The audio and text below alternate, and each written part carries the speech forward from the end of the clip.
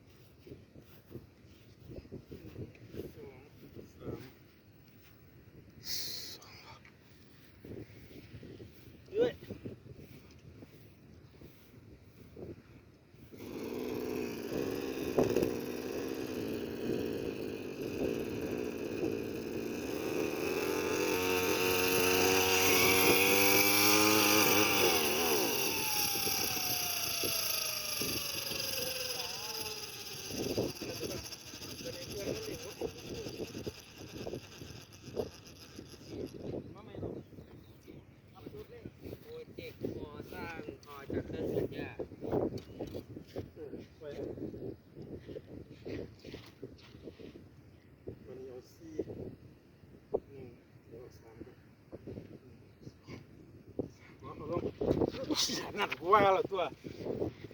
ไป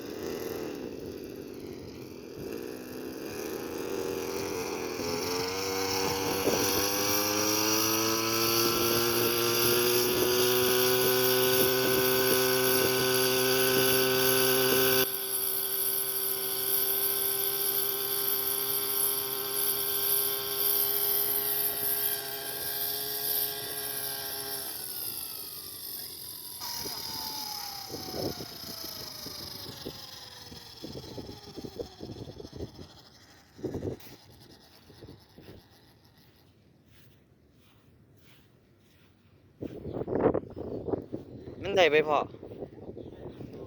ก็บ่ใส่โค้งบ่สิบ่ใส่หัวนั่น เดี๋ยวไปเอาคิดดิน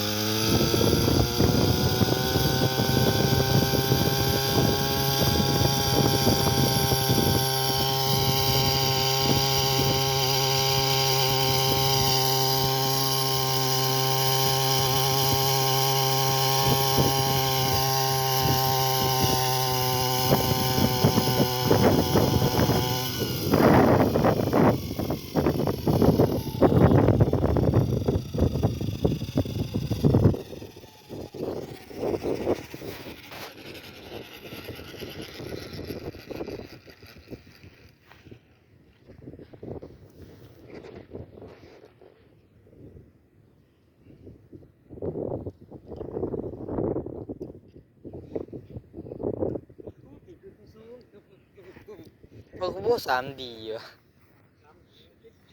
หมายถึง 3D ที่อยู่ในพื้นนะแบบครับมั่ว เดินหน้าเดินหลังเลย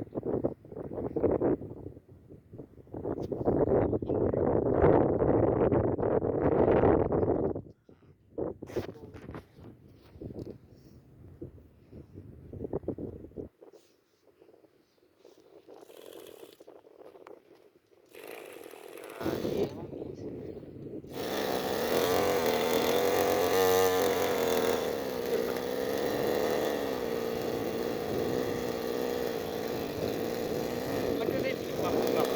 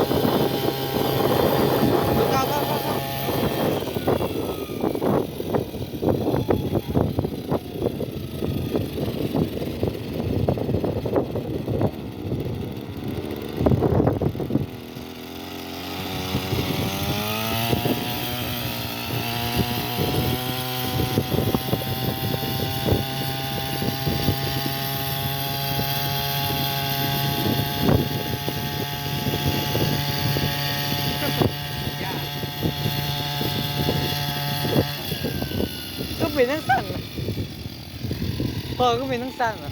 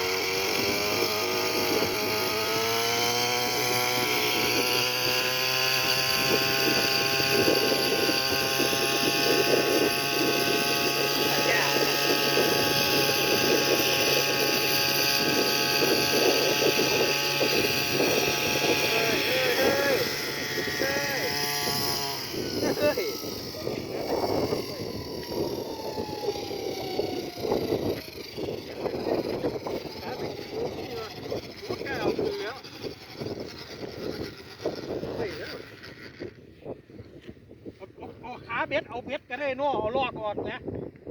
เอาเสียกมาน้ำ เอาคันที่มันคันสปีดคัน เอาขั้นสปีดอันนี้หน่อยน่ะ เออ ก็ยาวอันเดียวนั่นก็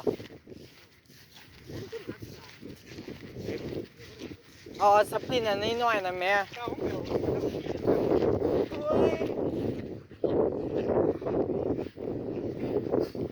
ฟังมันอยู่ดากเลย ก็ไป เดี๋ยวอย่าพึ่งครับ CG ได้เดี๋ยวผมจะอาศัยขนมขี้มาใส่นะครับข้างๆนี่แม่ข้างๆสิ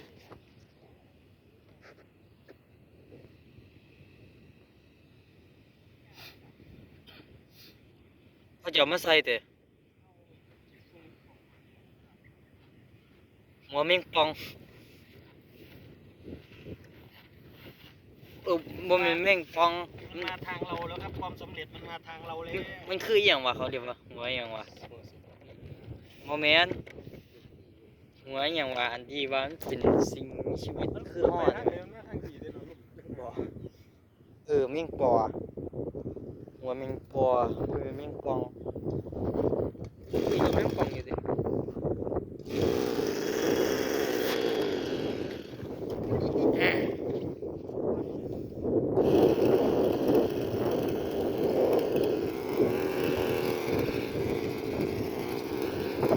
เ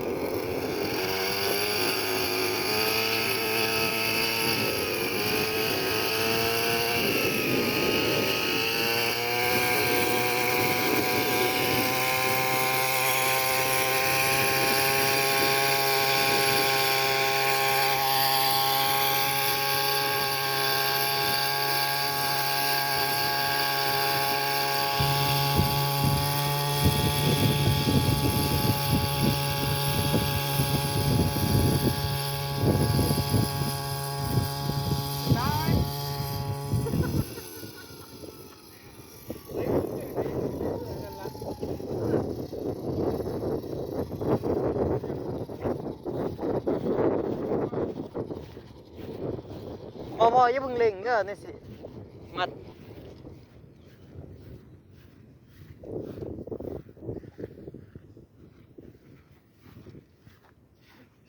เบาบ่ เบาอยู่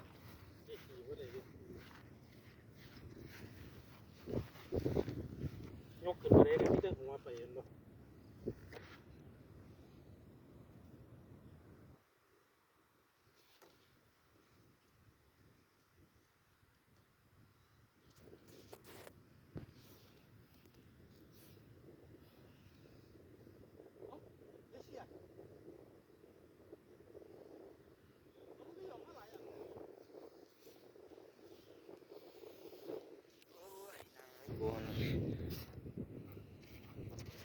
ตัวหนังอันนั้นก็ได้เนาะ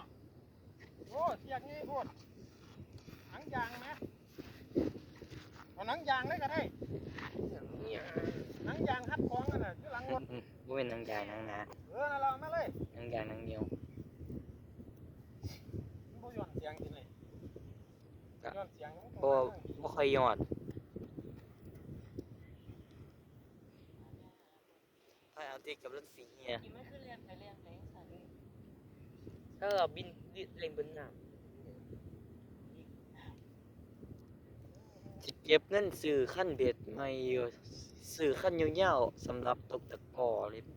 ำจะไปตีปลาชะโดมึงหรอก อย่างเงี้ยเม็ดหาก่อไข่นั่งไข่ เพื่อไปตีปลาชะโดอ่ะมันกินวะไอ้เหยื่อส่วนนี้เหยื่อหมูหมักเลือดเนี่ยตัวเหยื่อส่วนนี้เจ็ด มันลุ่มเลยมันลุ่มอย่างนึง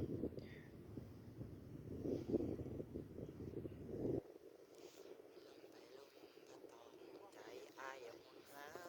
มันเป็นน้ำสายเอา ลูกจะเอาเรียนงาน เกียนไปยังไง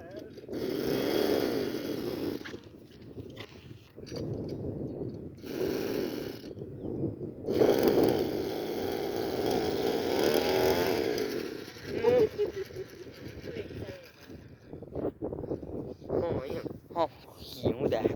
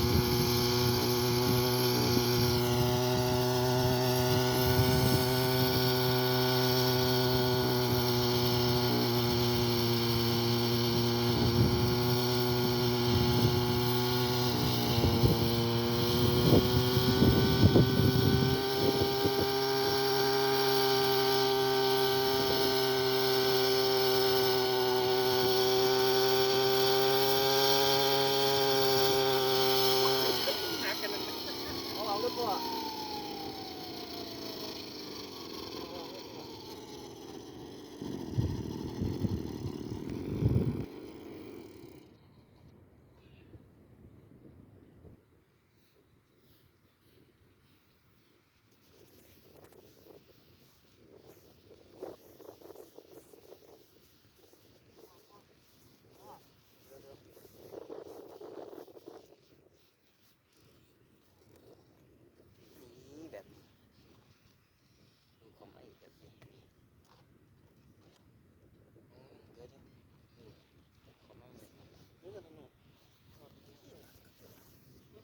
พ่ออันนี้พ่อบ่ใส่เตียนี่มันเป็นของขาวนั่นแหม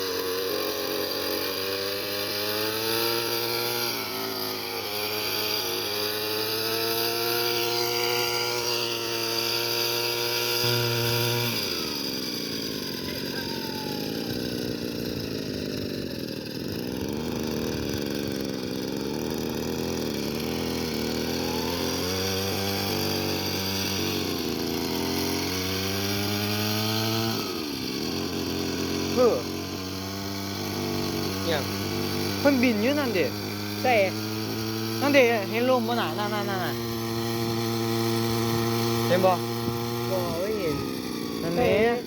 กูคือบ่เห็น เพราะว่าเพิ่นบินอยู่นั่นเด้น่ะนี่เห็นอยู่น่ะน่ะพอเห็นลมบ่พอเห็นบ่ ใส่ลม นั่นแหมเห็นบ่น่ะ ทำๆสูงๆอ่ะ ตำๆอยู่เดี๋ยวไปมือกูนี่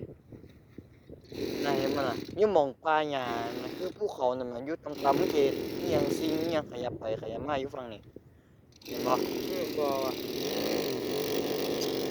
เขาเห็นอีหลีติก้าว ลมสีหยัง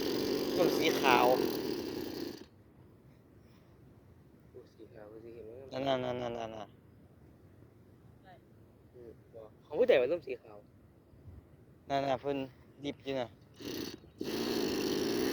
อยู่ในน้ำเลยข้างบน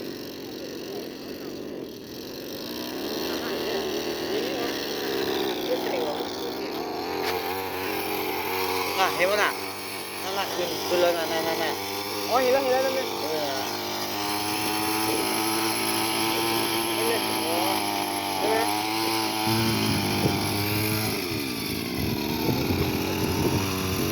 ฝั่งนั้นคลองเชื่อมมันบ่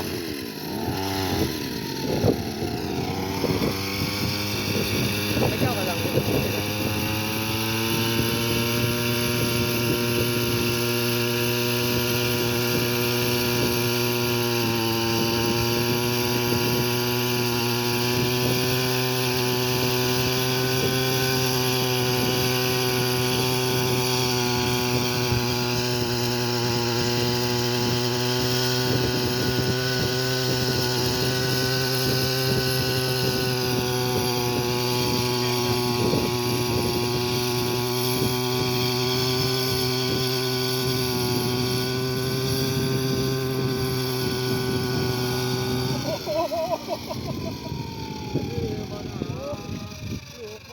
แตกขึ้นมา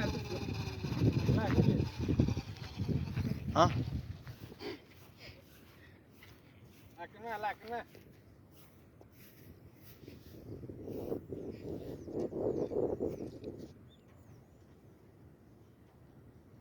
จะมาเคือจะมาคาจำหน้าทางรักทำดึกได้กระเข้าไปห่างในวันเล่น